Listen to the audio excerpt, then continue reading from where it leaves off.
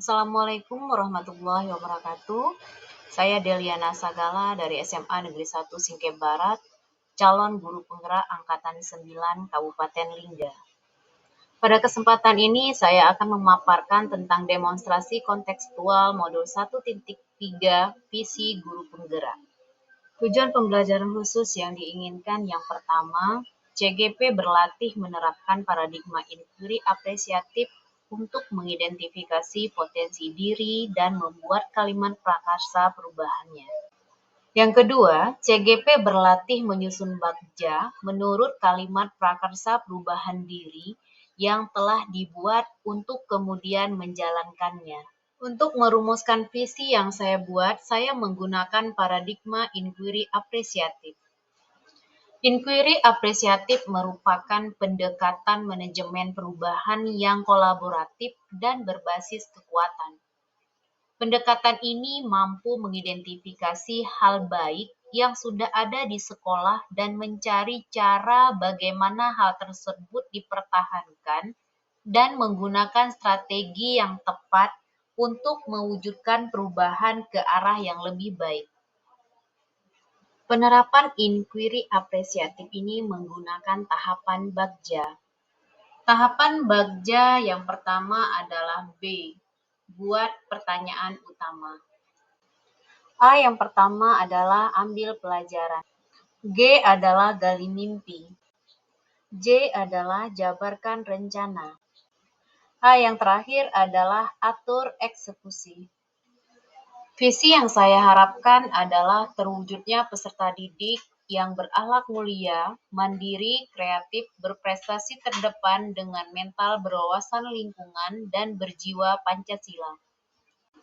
Untuk mewujudkan visi saya membuat sebuah kalimat prakarsa perubahan, yaitu meningkatkan kemandirian peserta didik dalam mengembangkan bakatnya melalui budaya literasi.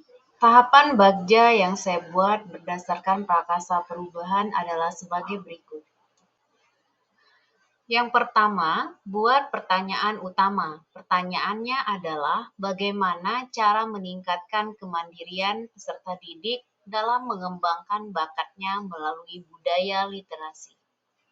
Tindakan yang saya lakukan yang pertama adalah melakukan diskusi dengan kepala sekolah dan rekan sejawat.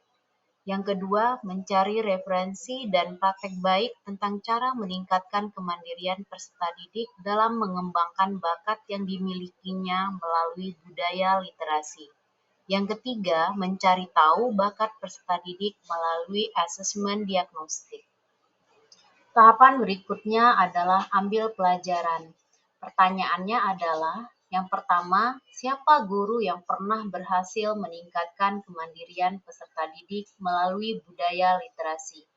Yang kedua, aktivitas apa saja yang dilakukan untuk meningkatkan kemandirian peserta didik? Yang ketiga, keterampilan apa yang sudah saya miliki untuk meningkatkan kemandirian peserta didik melalui budaya literasi? Tindakan yang saya lakukan yang pertama mencari referensi guru yang sudah berhasil meningkatkan kemandirian peserta didik. Yang kedua, mencari referensi kegiatan yang dilakukan sehingga dapat meningkatkan kemandirian peserta didik. Ketiga, membuat media pembelajaran yang bervariasi sesuai dengan kemampuan belajar peserta didik. Yang keempat, memberi tauladan berperilaku mandiri dalam belajar dan pengembangan diri. Tahapan berikutnya adalah gali mimpi. Pertanyaannya adalah, apakah pemanfaatan budaya literasi dapat meningkatkan kemandirian peserta didik dalam mengembangkan bakatnya? Pertanyaan berikutnya, apa saja hal-hal yang dibayangkan tersedia untuk meningkatkan kemandirian peserta didik melalui budaya literasi?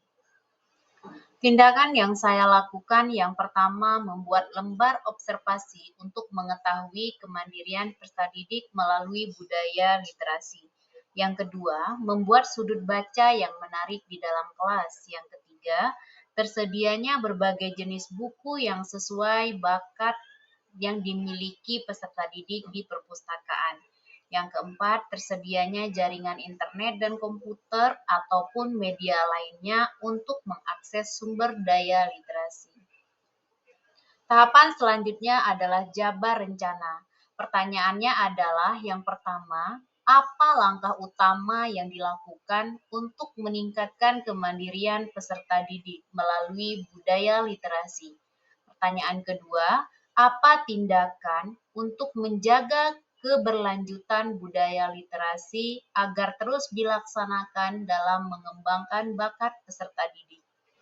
Tindakan yang saya lakukan adalah yang pertama membuat rancangan pembelajaran yang menuntun peserta didik untuk menemukan sendiri konsep yang dipelajarinya melalui budaya literasi, sehingga pembelajaran lebih bermakna.